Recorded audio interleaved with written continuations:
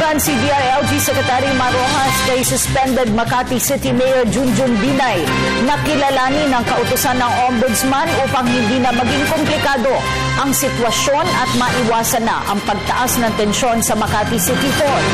Si Waywaya makalma sa detalye. Huwag nang gawing komplikado ang sitwasyon. Ito ang naging mensahe ni DILG Secretary Marojas sa hindi na naman pagsunod ni Makati Mayor Junjun Binay sa korte. Anya, ang kampo lamang ng mga Binay ang nagpapahirap kasulukuyang sitwasyon sa lungsod ng Makati. Kaya naman panawagan ni Rojas na bumaba na sa pwesto si Binay, lalo't nakasumpa na si Vice Mayor Romulo Peña bilang pansamantalang alkalde ng lungsod. Walang naghahari-hari dito kundi ang batas. Batas po ang ating ipinapatupad at yan din naman lang po ang ginagawa ng DILG at ng PNP. Kung ano po ang inyong gustong sabihin, sa korte po kayo humarap. Nung nakaraang pagkakataon, nung nagpalabas ang Ombudsman ng order, sinunod po ito DILG PNP. Nung nagpalabas ang korte ng TRO, sinunod din po ito ng DILG PNP. Kami po ay sumusunod lang sa batas, sa utos ng mga kinauukulang may kapangyarihan sa bagay na ito. Huwag naman sana pong isipin na mas humihigit pa kayo o nangingibabaw kayo sa batas. Batas at batas lang po ang siyang pinapatupad namin. Hindi po espesyal kayo ho o ang Makati. Marami na pong mga opisyal na sinuspindi ang ombudsman at yan naman po ay ipinapatupad.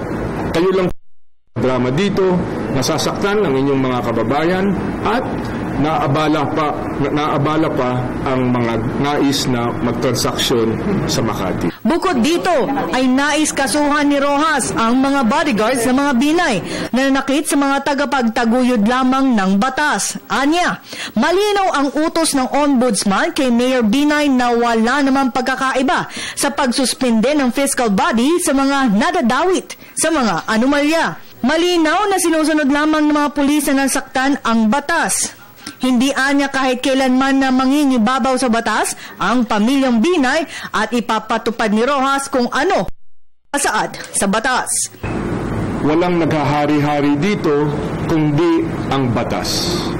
Batas po ang ating ipinapatupad at yan din naman lang po ang ginagawa ng DILG at ng PNP. Kung ano po ang inyong gustong sabihin, sa korte po kayo humarap.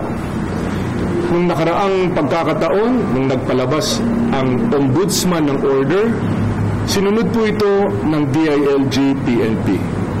Nung nagpalabas ang korte ng TRO, sinunod din po ito ng DILG PNP. Kami po ay sumusunod lang sa utos ng mga kinauukulang may kapangyarihan sa bagay na ito. Huwag naman sana pong isipin na mas humihigit pa kayo o nangingibabaw kayo sa batas. Batas at batas lang po ang siyang pinapatupad namin.